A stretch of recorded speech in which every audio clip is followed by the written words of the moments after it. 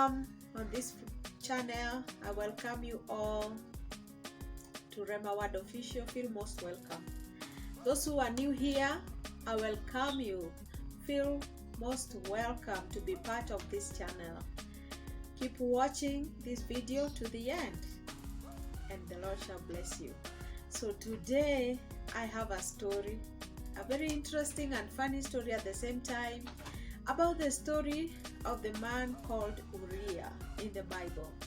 So I'll refer us to the book of 2 Samuel chapter 11, and I please plead with you that you may read through the whole chapter for you to understand the story and see, be part of what we are talking about today. So my question is, what would you do in your position if you knew you were carrying your own death in an envelope? I repeat, what would you do if you knew you were carrying your own death in an envelope? So before we continue, remember to subscribe. Remember to hit the like button.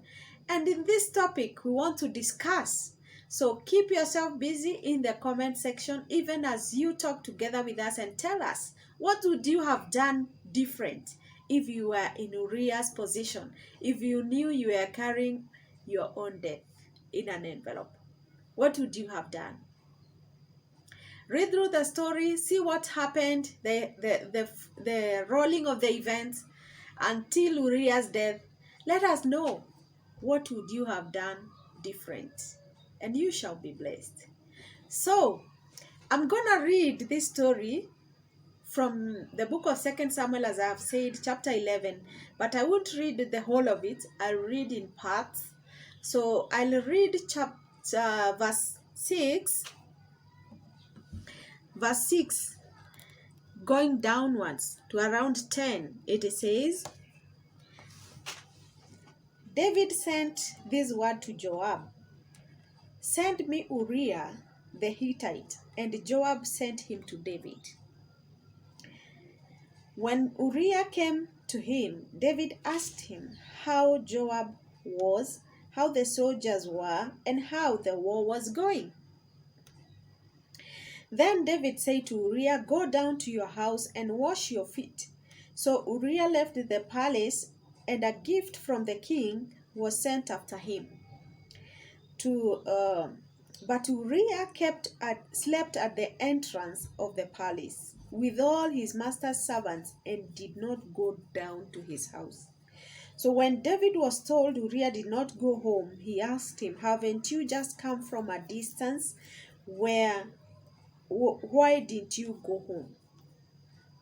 Uriah said to David, "The ark and Israel and Judah are staying in the tents, and my master Joab and my lord's men are camped in the open fields. How could I go to my house to eat and drink and lie with my wife? As surely as you live, I will not do such a thing." So why did David call for Uriah? The story starts when David saw Bathsheba. She was bathing. He called for his men to tell him who she was, and they said, "This is Bathsheba, the wife of Uriah." And immediately he sent for her. And when she came, David did not hesitate, but went ahead and lied with her, knowing very well who she was. Things happen, I know, and I want to ask, do distant relationships work? Because I'm seeing such a scenario in the whole of this picture. When you have your husband or your wife going to a distant place to work, question that I'm asking, do they really work? I want you to answer me today. Do they really work? So in this case, Uriah was in the battlefield. He was together with the soldiers that were sent by David to the battle. And here the wife is alone. I don't know whether they had children, but something has happened. David has taken Bathsheba.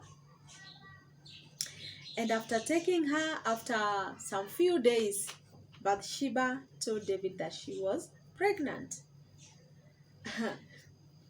And this is when David had to contact Joab to send Uriah back home.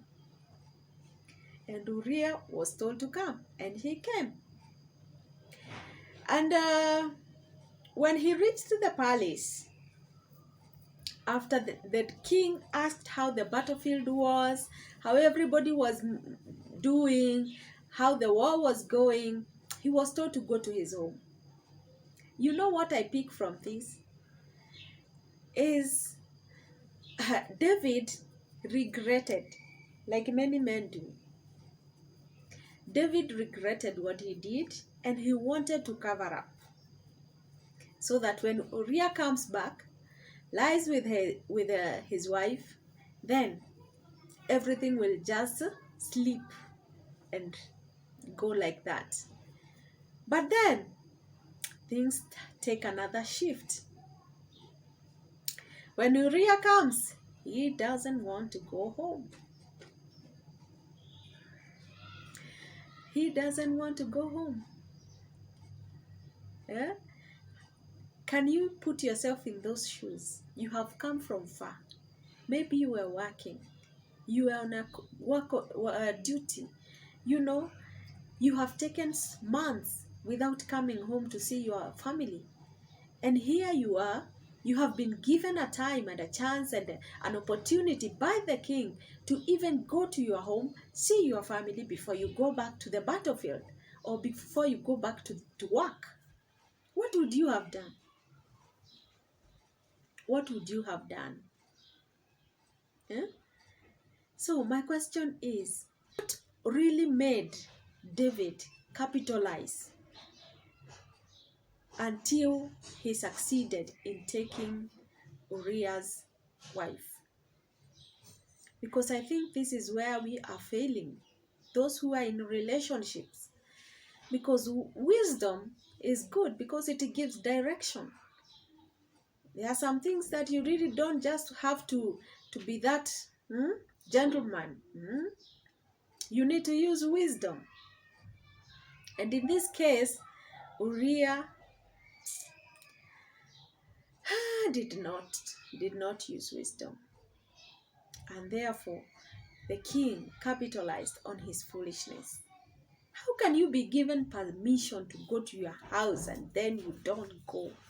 And you have come, and even he asked him, haven't you just come from a distance? You know, yeah, you have come from far. You've not been around your family. Why aren't you going home? I know that those who are married can understand this if you have maybe someone working from far. Majority would look for such a moment when you're given a time and ask, go home to see your family.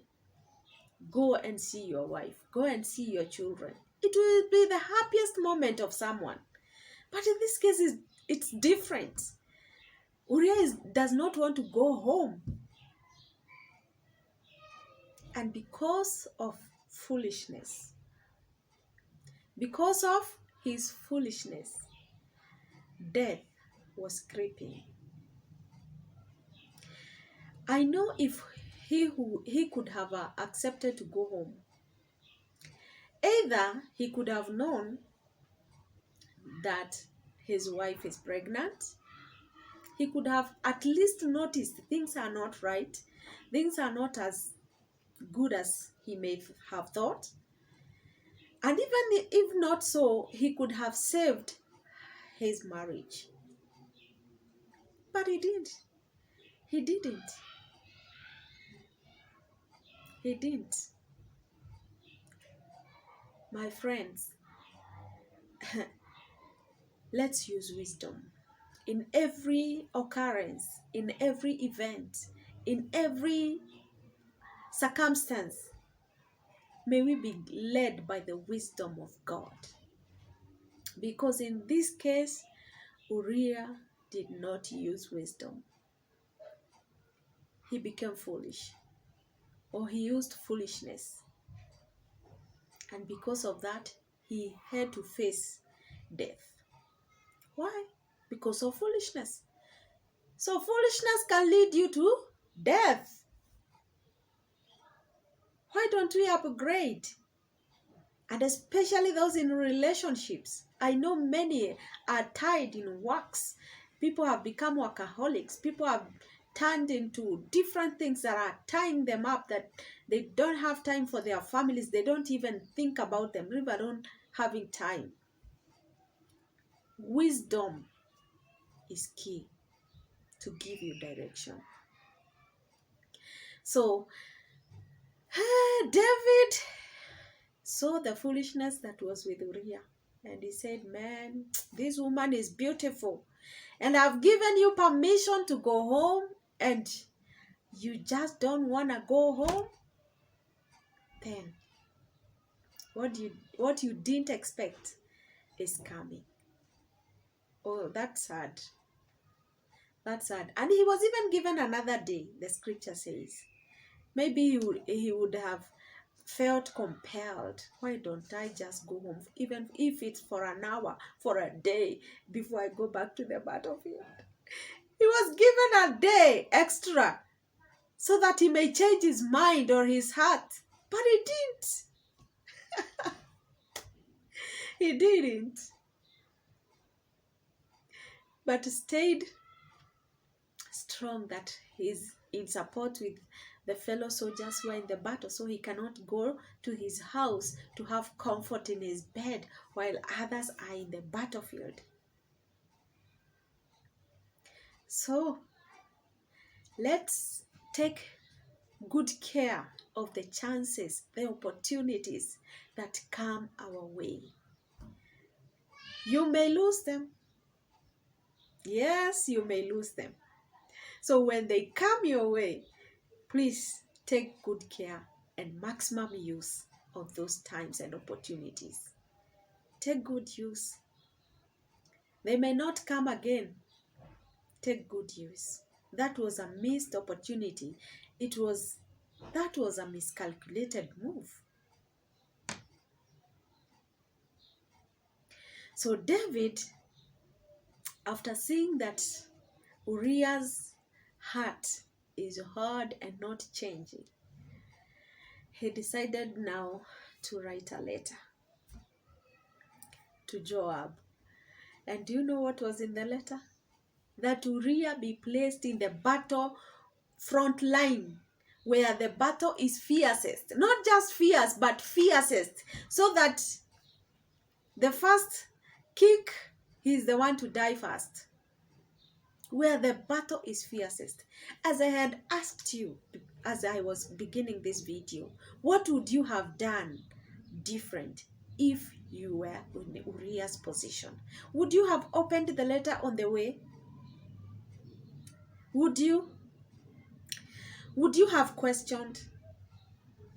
Because I don't see even this man asking the king or knowing necessarily what was the point of him being sent to the king, because I don't see anything that the king really asked, because he was just asked, how is the battlefield, how is everyone doing, how, there was no really that, like, I have called you because of this. He didn't ask, why was I called in the first place? He didn't ask. So maybe this is a challenge to those people maybe who are not so inquisitive. Maybe learn to ask questions. Learn to ask questions. So back to our question, what would you have done different? When he took the letter to Joab finally, Joab placed him at the front, in the front line of the battle. So maybe he thought, I've been promoted, what an honor. Maybe he thought, I have good fighting skills. But that was not so. He could even have asked Joab, maybe, see him aside, what was in the letter, or what was the king saying, or You know, what is all this about being promoted to the front line? What is it about? He could have asked. Let's be sharp. Let's use wisdom. Let's also learn to seek guidance and guidelines from God. Maybe if he was a prayerful person, God would have told him what to do. Because the Bible says that God was displeased with what David did. He was displeased. It was not good. So if Uriah was a prayerful man, he could have saved his family. He could have saved his marriage. He could have saved his own life. Eh? Let us learn to ask from God. Let us learn to seek God's direction in everything that we do. Let us learn to apply wisdom in everything that we do. Let us learn also to be inquisitive. Don't just accept anything that comes on your way. And let us learn to protect our relationships, our families, our wives, our children. Let us learn to appreciate what we have, because when you don't appreciate it, someone will. In your absence, so many things happen in your absence. So many things happen while you are away. Because it's that time while you are away that David saw Uriah. No, David saw Bathsheba. Sorry. Yeah? And after seeing her, you know what happened next. So the gap of the man being away, the husband being away, the gap of being appreciated, the gap of being somebody showing you concern, the gap of, somebody else has come in the picture,